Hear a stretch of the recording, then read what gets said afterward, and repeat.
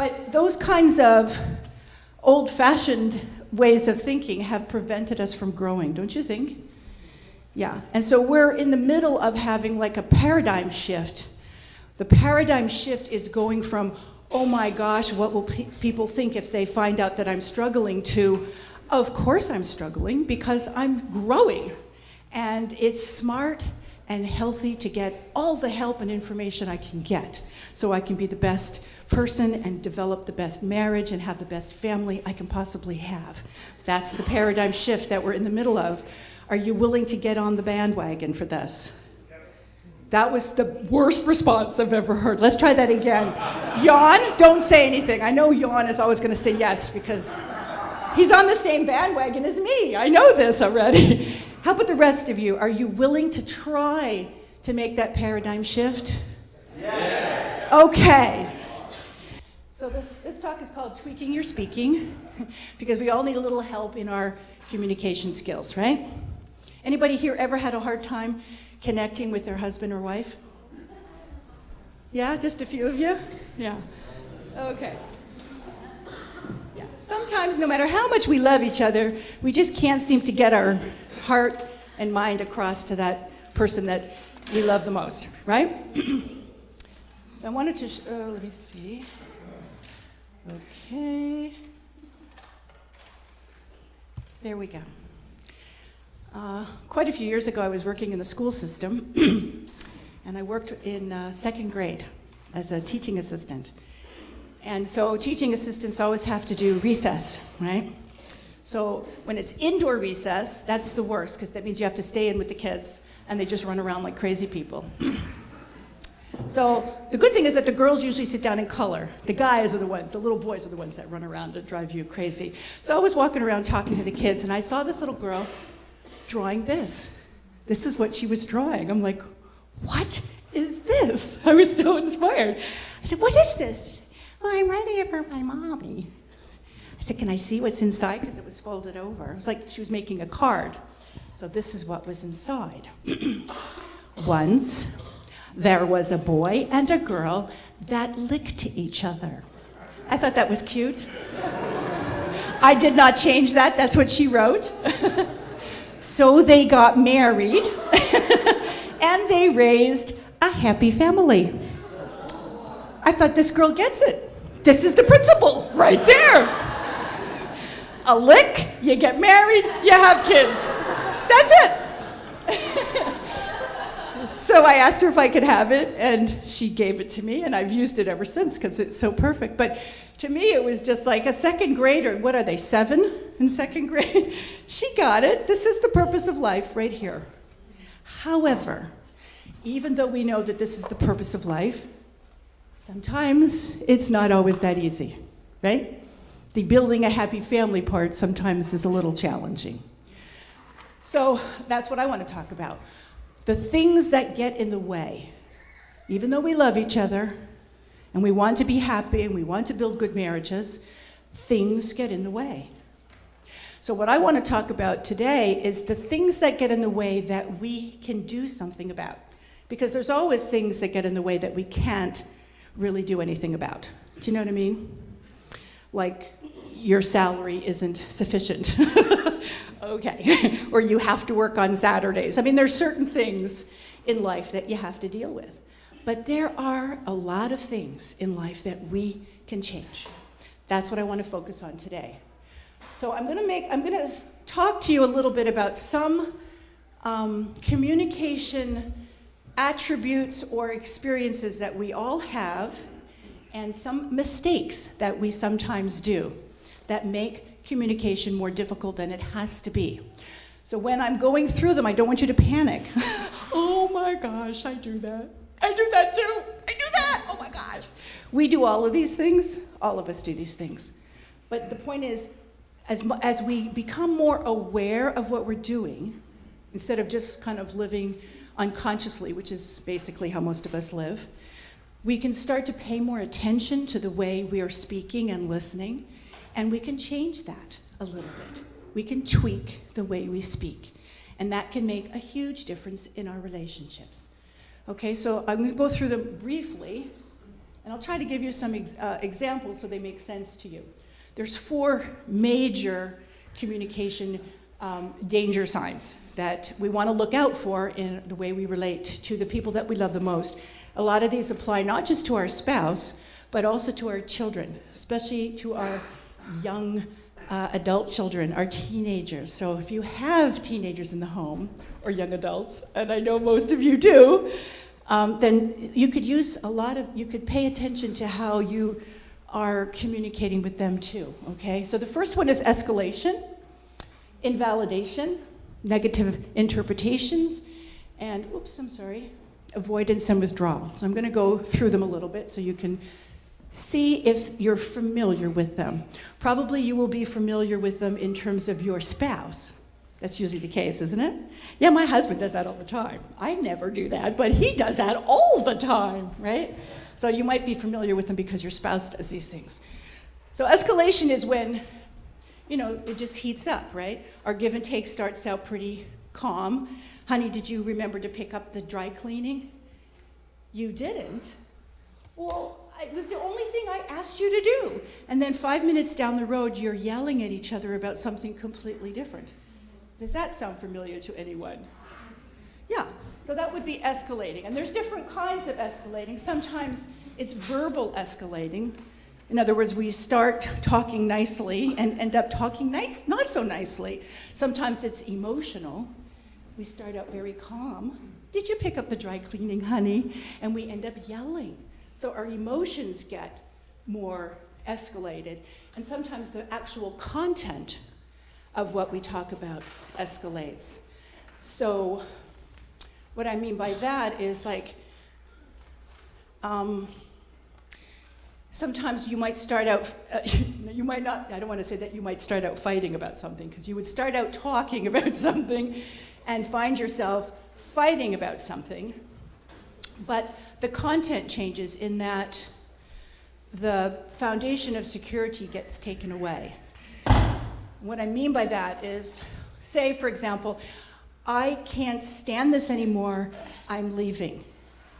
That you're changing the content, from, this is really difficult for me because we're yelling, I hate it, to I'm leaving, which is a whole different level in terms of content. You understand what I mean?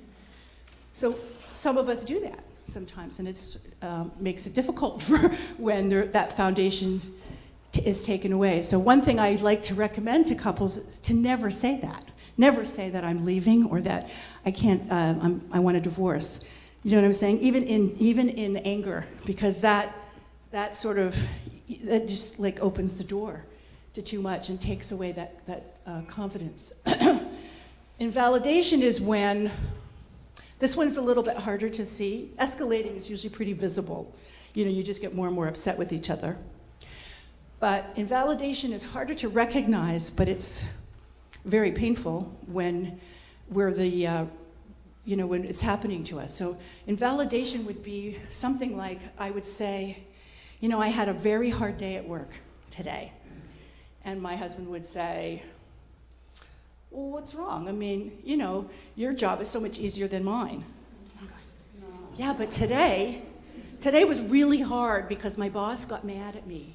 Oh, you don't have to take him seriously. He's such a nerd. Okay, but what's happening there? My husband is invalidating my feelings, right? I just want him to validate that I had a crappy day. Instead, he's giving me all these, don't worry. Don't we do that sometimes to each other, right? We say stuff like that, like, oh, it's not a big deal. Yes, it is. I'm unhappy. Validate that. That's all we want most of the time. You know what I'm saying? So if I said, I had a terrible day today, what I would really like my husband to say back is, really? I'm sorry. That's all I want him to say. I feel better knowing that he knows that I had a crappy day. Isn't that what we want? We don't want somebody to make light of it if it was a serious thing for us. So sometimes we do these things we don't mean to. We don't mean to be hurtful. We certainly don't mean to invalidate each other. But we do, because we're not careful with the way that we say things and what we say. So it can get, it starts out small like that, but then sometimes invalidation can get bigger and bigger and bigger. You invalidate your spouse's feelings, sometimes without meaning to, or you make fun of them, oh, that's silly. No, it's not silly. It was serious for me. Do you know what I'm saying? So we start out by just putting down our spouse's feelings, but then if we're not careful, we can find ourselves invalidating our spouse's character.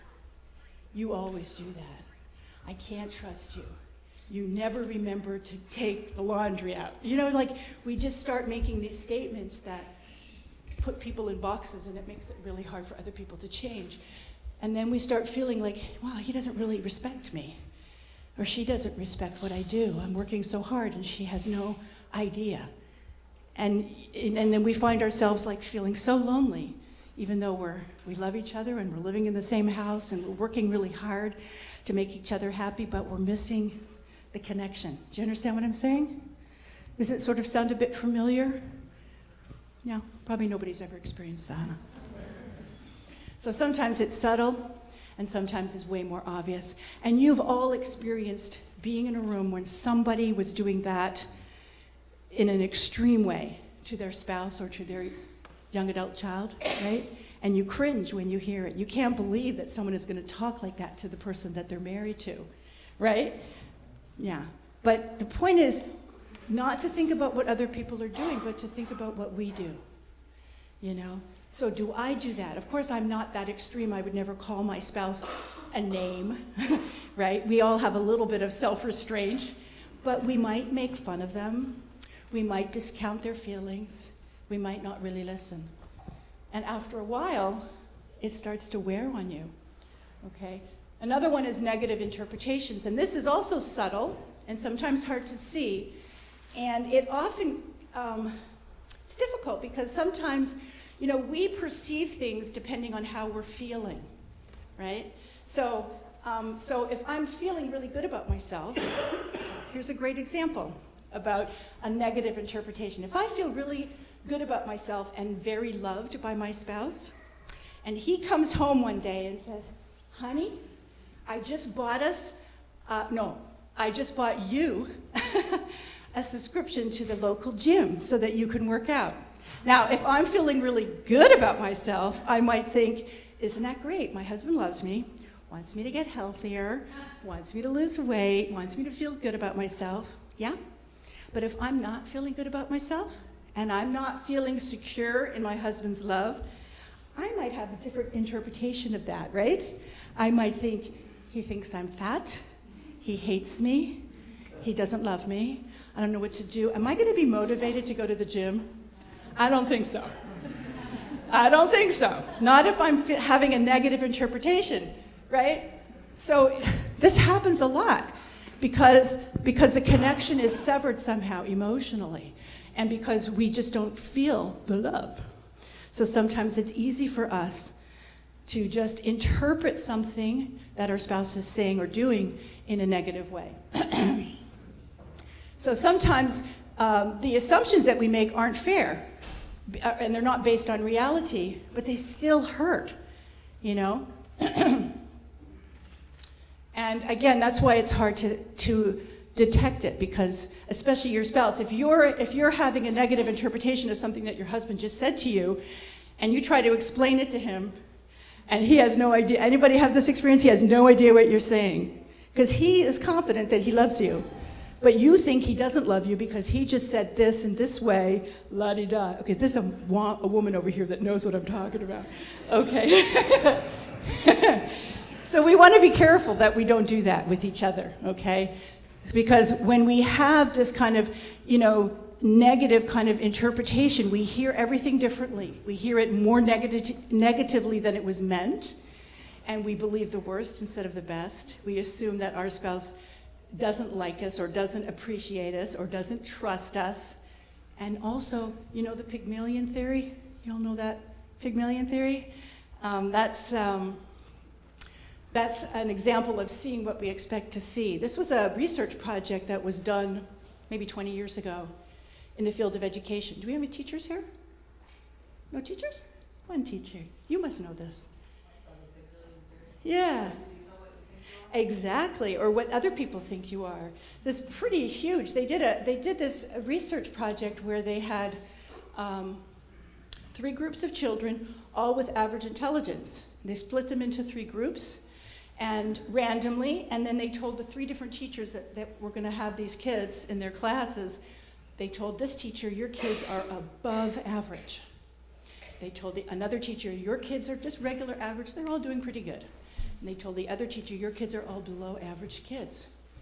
And by the end of the year, those kids fulfilled the expectation of the teachers.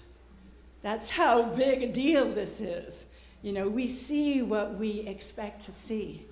You know, so if we, you know what I'm saying? So if we assume, if we have negative interpretations about our spouse, we're going to basically turn them into negos. Do you understand? We get them to fulfill our negative assumptions. So it's very important for us to look at our thinking. This is not just marriage education. This is like mind-body unity, taking responsibility for our thoughts and for our words and the way that we affect each other. Who better to be thinking about than our spouse? How do my actions, my thoughts, and my words affect the person that I live with every day, that I say I love the most? And the last one is withdrawal and avoidance. This is very often a gender thing, right? There's a guy who goes, yeah. Not always, but very often. And withdrawal is when one person is unwilling to engage in important discussion past a certain point. And every couple has certain things that are difficult to talk about, right? You might have different things, but there's always a couple of things in every couple that you just keep trying to put off. Maybe it's finances, maybe it's the kids, maybe it's sex, faith differences. These are big issues that come up a lot with couples. And it's okay that we have differences of opinion. It's what we do with those differences. And if we never stick with the discussion, you know, then we can never resolve it. So very often one person, it's a very common dynamic in a couple where one person is always running after their spouse to try to have a conversation with them about something really important. And often it's the wife doing the running. It's a pretty common thing. Honey, we really need to talk, which of course are the words that most husbands hate to hear the most. We need to talk. Oh God, no. Right? Do you like it? Most guys don't like it. It's like, I gotta watch the Super Bowl. I don't want to talk. Okay? So some people just withdraw, like we'll start talking about it, but then they get tired. Okay, well we'll talk about it. And then my favorite show's coming on at 9 though, so we have to stop. You know? So they just can't stick with it. So then you never resolve these issues and these differences. And then what happens? Resentment builds up, right? Yes, of course. I just want to talk about this and get it out in the open. And then your spouse keeps putting it under the rug. And the more your spouse keeps withdrawing, the more the other spouse has to pursue them. It becomes like a little dance. You know, the husband keeps pulling away, and the wife keeps going in. Please, please, please, can we talk? Please. You know? Or sometimes it's the other way around. I don't want to be too generalizing. Okay, some people, though, will avoid these kind of conversations completely. Not just begin them and then withdraw, but just refuse to have a discussion. And then the resentment gets really big. So I'm sure that everybody in this room has at least 3 subjects like that in their couple, because it's normal. It's actually normal. Research says that every couple has about 7 irreconcilable differences in their marriage. Irreconcilable. That means they will never see eye to eye on these things. Big things, not just I like plain yogurt and you like strawberry. Big things, you know? They'll never agree. But still, a lot of couples who have those huge differences get along. So it's not the differences that makes the difference. It's the way that we handle those differences. That's what keeps the unity and the good feeling. Okay? So, Key points. Even though, like, I don't want you to focus on these things necessarily, but I'm bringing them up because I want you to notice them again. Because after a while, all couples sort of get into the groove. This is how we relate, and it's hard to make any changes because we got this pattern, right? How many people have a fight, the same fight, like over and over? Anybody? Right? You could script it. It's the same topic. He says this, you say that, then he reacts like this, and you react like that. You might as well just push a button. Okay, let's have the fight about sex again. Okay, honey, push the button. There it goes. Right? Okay, so we all have these things. So it's important for us to recognize what they are so that we can start to make some changes. Because the negative things, people don't just fall out of love, right? Now, some of us are like almost empty nesters. Some of us have been blessed for 30 years, some for 10. We've all been married for a while here. Well, we have a couple of really, really young couples here. But, love doesn't just fade away. The good feelings of love between a husband and a wife, they just get eroded over time. Because we stop investing in the marriage. We stop investing in that relationship. We put our focus in other places. What we invest in grows and develops, right? If you take good care of the plants, they will grow. If you forget to water them, they won't. Same thing with our marriages. If we invest, then things grow and develop. If we stop investing, things erode. And so a lot of us empty nesters find ourselves, geez, I don't even really know who you are anymore. We haven't really talked about deep things for a long time. Our whole focus has been the children. Oops, who are you? Right? This is the kind of thing that I'm talking about in terms of this year. What can we do? Can we get to know each other in a different way? Can we reconnect? And these kinds of things that we do, these negative patterns, even though we don't do them all the time, we do them sometimes. But you don't actually invest emotionally, artistically in your marriage relationship, it will erode. A marriage takes relationship and investment. Okay, so that's why I'm bringing these things up, so you can look at them. Then you can take responsibility for them, because they really have a big effect on our relationship. They predict the future much more than positive things. So sometimes you see a nice young couple and they look all lovey-dovey. It's lovely to see, but as a marriage educator, it's really hard for me to be, it's really hard to be a mother and a marriage educator. That's all I can say. I just know, that it's not enough to be head over heels in love. You have to invest, right? You have to invest in the relationship. And one of the best marriage educators in America, he says, and he's proven that he can do this, he can watch a couple talk for 5 minutes and predict whether or not they're going to make it. Just by the way they're talking, because the positives and the negatives and the very sort of subtle ways that they're treating each other, whether there's respect there or not, trust, loyalty, he can see it like that. So it's amazing how important these things are. Okay, so to build a good marriage, one of the most important things that you can all do is to stop or reduce or never begin, which is why it's great when young couples come, never begin negative patterns. So sometimes we hear this and we think, well, it's too late for me. We've got a few and they're really deep.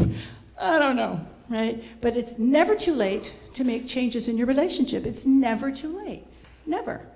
Because we know the antidote to not investing is to what? Say that louder. Invest. Yeah, invest. So does it really matter if you always do the right thing or never do the right thing? Wherever you're at in the spectrum, you can make little changes that can make big differences. So I want to teach you a very, very basic skill. Now, here's the thing. We all know this. Like the things that seem to be the easiest, like are usually the hardest things to do, right? Yeah. So it's like that with this. And again, some of you probably know this skill, and I wonder, for those of you who know it, if you've ever tried it at home since you learned it, because that's always the challenge, you know? So this is what you do, okay? It's called timeout. Stop the negative patterns. That's what it's about. Recognize them. That's why I just went over some of them, so you could recognize, yeah, we do that. And then now your task is to stop them. So how do we do that? Okay, the first thing, notice it. Then, once you notice it, say, hey, we need to time out. Which means whenever you're having a talk, you're just shooting the breeze, and you start to feel like it's going a little bit, you're either escalating, or you're starting to, you're having negative interpretations, or you just sense that it's going downhill. We always know when that's happening, don't we? We know when it's happening, but we're so used to sort of acting in certain ways, it's very hard to stop it once we're on that path, right? That's the challenge. And here's the other thing, is you never want to say to your spouse, Larry, I'm just telling you this, you never want to say to your spouse, honey, I think you need a timeout. Never say that, okay? Even if you secretly think that she needs one, never say that. You always have to say we, okay? Because part of this is doing it as a couple. Let's do this as a couple, because we actually care about our marriage. Yeah? You all care about your marriages, right? You do. You're just stuck and you don't know what to do. You know those homes, everybody's had that experience where you walked into somebody's home and it just like felt good? You wanted to move in? There was some peacefulness, the way they related to each other, something, right? Don't you all want to have houses like that? Yeah, of course. This is what we want in our lives. We want to create that. So if you want that, then here's a very simple thing that you can do. As a couple, you say, when we notice, either one of us, that things are getting a little icky, then one of us or the other will say, hey, think we need a timeout. Then you have to promise each other that you will unite with that. And that's an important piece because, we come from different cultures, right? So for example, I'm Italian. You probably noticed the way I talk. So my household was a little more intense, if you know what I mean, growing up. So I can handle loudness and intensity to a different level than my husband, who is from New Zealand and kind of British, where they talked very calmly most of the time and never shared about their feelings. Do you know what I mean? Okay, so if I get upset, I can go on there for a long time and I'm into it and it's fun. It's not even that weird. But for my husband, it's kind of bordering on scary because it is so not part of his reality. You know what I mean? So that's why it's important to unite on this. So if your spouse has a lower threshold for anger or for discomfort or stress in the relationship, you have to unite with it, even if you would like to keep going. Can we just fight a little bit longer? Because there's a few more points I want to make. We just got to get a few more words in there. So again, this is something that you can do as a couple between us. So we're going to make this commitment that when we notice, one or the other, that things are getting weird, we're going to stop. We're going to take a time out. And then once you make this, okay, we're taking a time out, then you need to actually calm down. This is problematic for most of us, right? So everybody calms down in different ways, right? Some people like to meditate. Some people like to go for a walk. What are some things that you guys do when you need a break, like when you need to sort of decompress? Huh? What? Sleep? Some people like to sleep. Yes? Cleaning up, a lot of people clean up. That helps, yeah. Anything else? Exercise? Anybody like to go for a jog or exercise or shopping works for me? I don't necessarily buy anything, but shopping, getting out of the house, kind of stop thinking about anything deep. I'm just going to go to TJ's and sort of veg for a while, yeah. So everybody has their own ideas about what works for them to calm down. So what you do is you make a list of things, possible things you might do when you're really upset with each other. You call a timeout, and then you both go do your thing. And depending on how upset you were, you might be able to come back in half an hour. Okay, let's take a break. I'm gonna go read. Let's get back in half an hour. You might be really upset. I don't wanna look at you for just like the rest of the day. Can we like talk at 9 this evening? You know, sometimes it takes a while. But the point is, when you take this break to calm yourself down, you have to calm yourself down. You can't just like sit around, you know how you sit around and you just replay the argument? Yeah, and then you think about all the things you wish you could have said. I should have said that, because that would have made them change their mind, right? That's what we don't want to do, okay? We want to actually calm down so we can get some perspective. Because, you know, once you start talking like this, when you're upset, you might as well stop, because you're not getting anywhere, really, once you're fighting. And not only that, not only are you not getting anywhere, you start to get hurtful, right? When we get upset, that's when we say stupid things, and we hurt each other that we don't really want to do that, but we do. That's why it doesn't make sense to continue having a conversation when we start to lose control. Might as well stop, even though that is the hardest thing to do. So what I want you to do now, those of you who are with your spouse, is to actually practice. Okay, hang on, I'm just gonna skip that. Okay, I already said all that. Okay, okay, so here's the thing. I want you to remember this important point, that you are actually responsible for your behavior, your feelings, and the way you express them. You're responsible for your thoughts, you're responsible for your actions, you're responsible for the words that you say. Your spouse is not the person that's making you get angry. Okay, let me say that again. I know you think it's your spouse who's making you get angry, but actually, your spouse is not making you get angry. It's the way you're reacting to what your spouse just said. It's you. It's all about me and my response to things. It all goes back to, you know, to Spiritual Life 101, mind-body unity. That's why I always like to remind people that, you know, our marriage is part, I'm going to talk about this later on, marriage is our spiritual path. That's how we grow. It's where we grow. It's not like my spiritual life is over here and my marriage is over here. They are connected.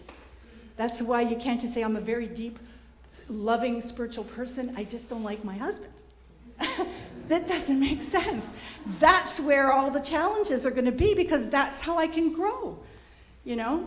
So that's why this is part of our spiritual life, having this kind of conversation, okay? So remember that. It's about me and what I say or don't say, how much I can restrain myself from saying that hurtful thing in the moment. So we can always stop escalating, and we can stop the argument. It's even better if we decide we're going to do that together as a couple, because we care that much about our marriage. So we are determined from this point on, we're going to just do a timeout. We're just going to stop being hurtful to each other. It can be done. And if you just did this one thing, if you just added this one strategy to your marriage, everything could change. See, that's the thing. We always think, like, I'm struggling and there's no way out. You know, it's basically negative thinking that just says, there's no way out. I'm stuck. I'm always going to feel like this. There's no hope. But actually, making one positive change is like, it's like, what's that word? You know. Yeah, catalyst. It's like one little thing affects one little thing and affects one little thing, and it just, one change like this can change your whole relationship. I'm telling you that.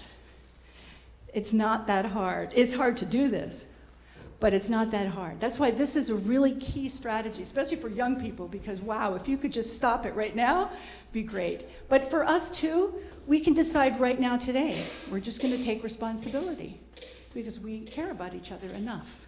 So that's what I want you to do. Can you pass I'm going to pass out a blurb about timeout. Let me just, okay. Oh yeah, I just want to say one more thing. You gotta have a time in. You can't just keep having timeouts. Okay, time out. Oh, I don't want to talk about that. Time out. That would work really good for those withdrawer type guys, you know. I'm going to avoid this forever. Time out, honey. Time out. We're so good. We're just timing out all the time, but you have to time in, or else it doesn't work. So you have to be committed. That's the second most important part. So when you take your time out, you have to decide together as a team when you're going to have your time in, and you have to commit to it.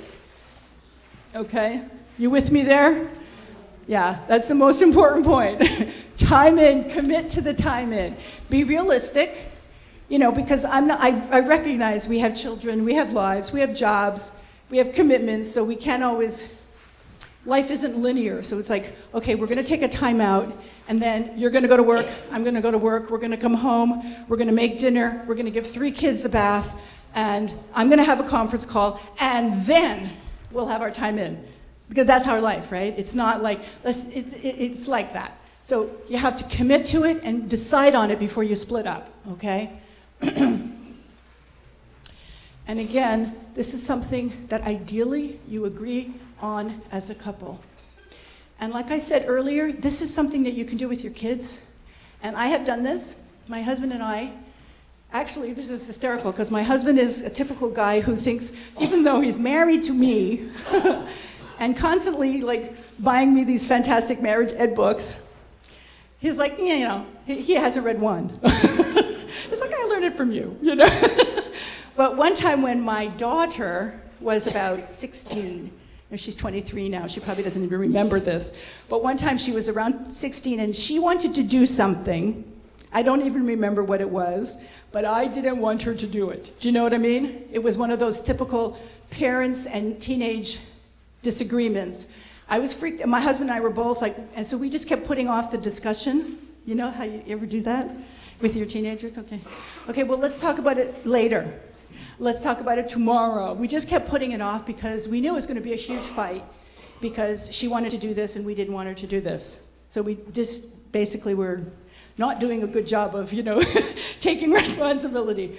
But my husband said, why don't we try, you know, speaking in a more heavenly way, and we did. And I'm going to teach you that strategy after this, and it worked. Like with our daughter, it was amazing. She was willing to do it because she'll do whatever it would take for us to actually have this conversation. So I'll share the rest of the story when I teach you the next strategy. But you can all of these things. You can do time out with your kids. They don't have to know that you're doing it, but you know when you're getting possessed, right? We all know when we're getting possessed. Yeah. Yeah, so when you start to get possessed with your teenager, you could like take a time out personally. Because wouldn't that make more sense than to say hurtful things and be mean to them, and right?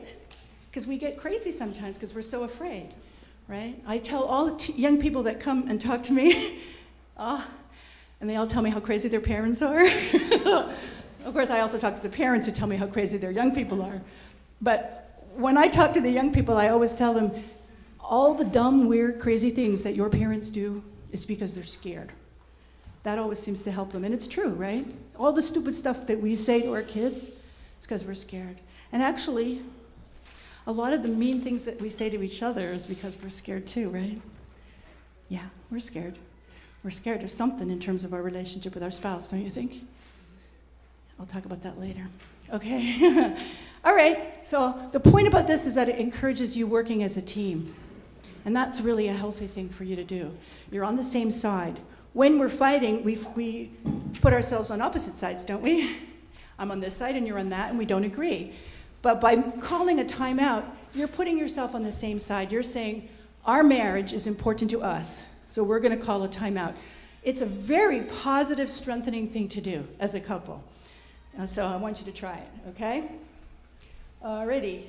Now I want you to try it. So you all have this. I want you to sit down with your spouse. You got about 5-10 minutes. And if you want, you can go next door to that other little room. And this is just the guidelines. But what I want you to come up with is, I want you to come up with a little sign. I know this is going to age me tremendously. How many people remember Carol Burnett?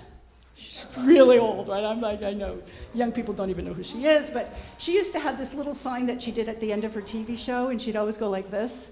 And that was her way of saying, goodbye to her parents, but nobody else knew, so it was a really cute little thing, you know? So I always think it's good for a couple to come up with a little sign like that you can do even in public.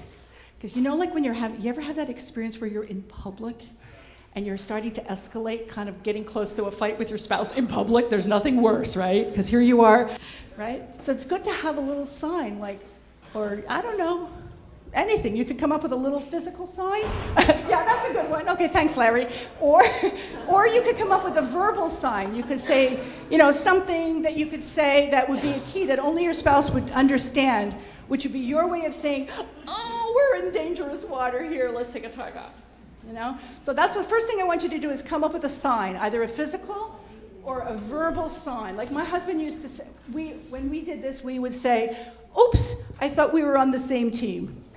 So if other people were in the room, they didn't know what we were talking about, but we got it real clear. Oh yeah, we're on the same team, this is ridiculous. We actually agree, why are we fighting? Let's take a time out, you know? So everybody can come up with their own. And then I want you to talk about the possible things you might do to calm down, because that's important, because you need to communicate them. Otherwise, you could easily misinterpret the actions of your spouse. You know, like if your spouse likes to go out, you just had a fight, and you're taking a time out, and your spouse goes outside and closes the door, and you think, oh my God, you know. But if you know that he's going out for a walk because he's going to calm down, you don't have to worry.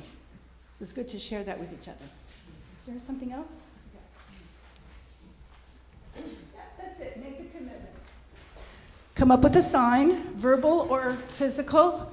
Talk about the ways that you can calm down, and then make a commitment that you'll try it the first time it happens this week, or the first time it happens. Could be 2, 3, 4 weeks. I don't know. It depends on your relationship. Okay, so you got a couple of minutes. Go. And if you're not with your spouse, find somebody else and just talk about how you might implement it when you go home. Okay, John? Find somebody else. All right.